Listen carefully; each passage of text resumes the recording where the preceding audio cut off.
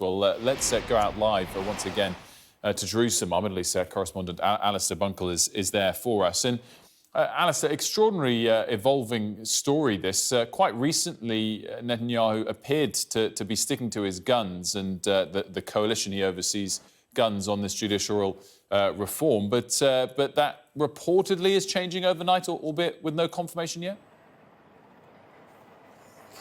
Yeah, I think that's a pretty good summary. I mean, Benjamin Netanyahu, despite growing opposition within the country, has very firmly stuck to his guns and said that he will push ahead with these judicial reforms, not just push ahead with them, but do so really at pace. And the hope was, when he last spoke publicly towards the end of last week, shortly before he left for London, the hope was that his hope was that he would push them through, or some major elements of them through, before the Passover recess in the coming days. But things have moved incredibly quickly over the last 24 hours. We saw his Defence Minister, Yoav Gallant, come out and call for a halt in the legislation.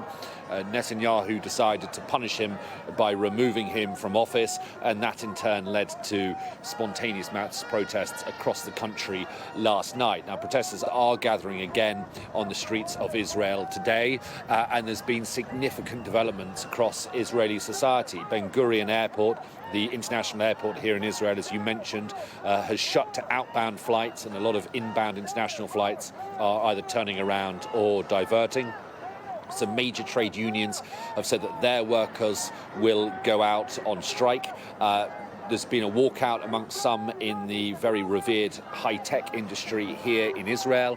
Universities have stopped research and lectures for the time being. Some major shopping malls have closed their doors, and perhaps of concern to many people, the 200 branches of McDonald's restaurants in the countries have also announced that they will close as of about an hour ago. So the pressure is building on Benjamin Netanyahu. The walls are closing in.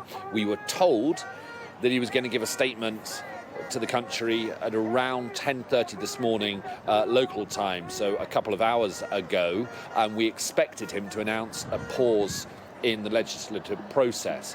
That hasn't happened, and the reckoning is that that is because there's one or two figures in his coalition that are standing firm and threatening to resign, and potentially threatening to bring down the government if he does decide to pause this legislation.